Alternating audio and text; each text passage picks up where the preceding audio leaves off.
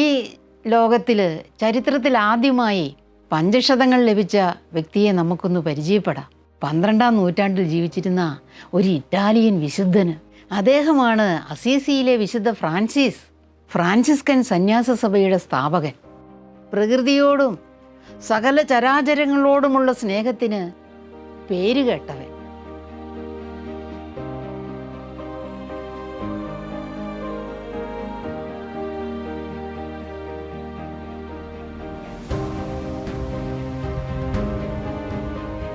അസീസിയിലെ ധനികനായ ഒരു വ്യാപാരിയുടെ മകനായിരുന്നിട്ടും ആഡംബരത്തിൻ്റെ വസ്ത്രങ്ങളെല്ലാം അദ്ദേഹം ഉരിഞ്ഞുമാറ്റി.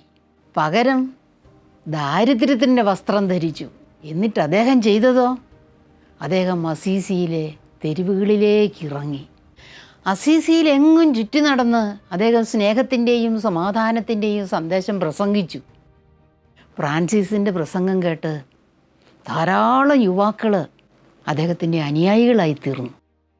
ചരിത്രത്തിൽ ആദ്യമായി പഞ്ചക്ഷതധാരിയായ അസീസിയിലെ വിശുദ്ധ ഫ്രാൻസിസിൻ്റെ പഞ്ചക്ഷതങ്ങളെ നമുക്കൊന്ന് ധ്യാനിക്കാം. ക്രിസ്തുവിൻ്റെ കുരിശുമരണത്തിലെ വേദനയേറിയ മുറിവുകൾ സ്വന്തം ശരീരത്തിൽ വഹിച്ചുകൊണ്ട് ക്രിസ്തുവിനോട് ഏറ്റവും അടുത്ത ബന്ധം പുലർത്തിയ ഒരാളാണ് വിശുദ്ധ ഫ്രാൻസിസ് അസീസി.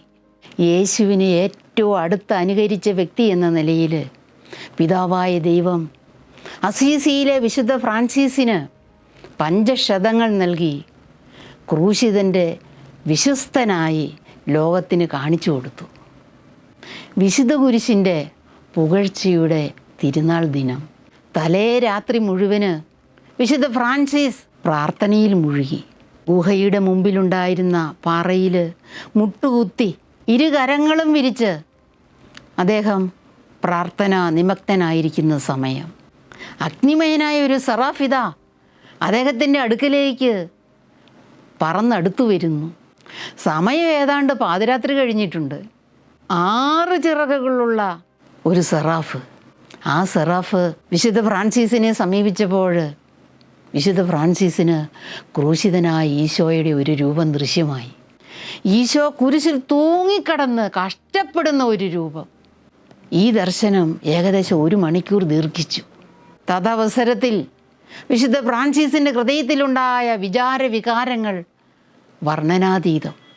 ഈശോ കുരിശിൽ തൂങ്ങി കഷ്ടപ്പെടുന്നത് കണ്ടിട്ട് വിശുദ്ധൻ വളരെയധികം ദുഃഖിച്ചു. പക്ഷേ ആ സമയം അദ്ദേഹം അത്ഭുതകരമായ ആനന്ദാനുഭൂതിയിൽ മുഴുകുകയും ചെയ്തു. അദ്ദേഹത്തിനുണ്ടായ ദർശനം അവസാനിച്ചപ്പോൾ എഴുന്നേൽക്കാൻ അദ്ദേഹം വളരെയധികം പാടുപെട്ടു. തൻ്റെ കൈകാലുകളിൽ കൂർത്തുമൂർത്ത ആണികൾ തറയ്ക്കപ്പെട്ടിരിക്കുന്നു. ആണികളുടെ മുനകൾ മറുഭാഗത്ത് മടക്കി വച്ചിരിക്കുന്നു. മാറിടത്തിൻ്റെ വലതുഭാഗത്ത് 2 ഇഞ്ച് നീളത്തിലുള്ള കുന്തം കൊണ്ട് കുത്തിയാൽ എന്ന പോലത്തെ മുറിവുകൾ. എല്ലാ മുറിവുകളിൽ നിന്നും രക്തം പ്രവഹിച്ചു കൊണ്ടിരിക്കുന്നു. വിശുദ്ധ ഫ്രാൻസിസിൻ്റെ ശരീരത്തിലും 5 മുറിവുകൾ കാണപ്പെട്ടു. ആണികൾ കൊണ്ടുണ്ടാക്കിയാൽ എന്ന പോലത്തെ വേദനയും മുറിവുകളും. എനിക്കും ഈശോയോടൊപ്പം ക്രൂശിക്കപ്പെടണം. എൻ്റെ എല്ലാ മുറിവുകളും ഈശോയുടെ തിരുമുറിവുകളോട് ചേർത്ത് വെക്കണം. യേശുവിൻ്റെ സഹനത്തിൽ പങ്കുകാരനാകണം. ഇതെല്ലാം അസീസിയിലെ വിശുദ്ധ ഫ്രാൻസിസിൻ്റെ ഒരു വാശി തന്നെയായിരുന്നു.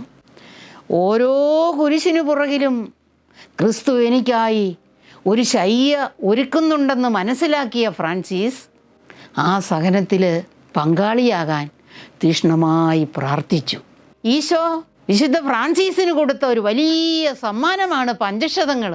ഈശോയുടെ പീഡാസഹനത്തിലുള്ള വിശുദ്ധ ഫ്രാൻസിസിൻ്റെ ആഴമായ പങ്കുചേരൽ.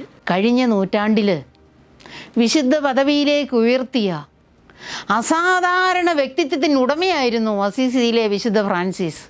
2ാം ക്രിസ്തു എന്നറിയപ്പെട്ട വിശുദ്ധ ഫ്രാൻസിസിനെ പോലെ ഈശോയെ അനുകരിച്ച മറ്റൊരു വ്യക്തിയുണ്ടോ എന്ന് സംശയം തന്നെയാണ്.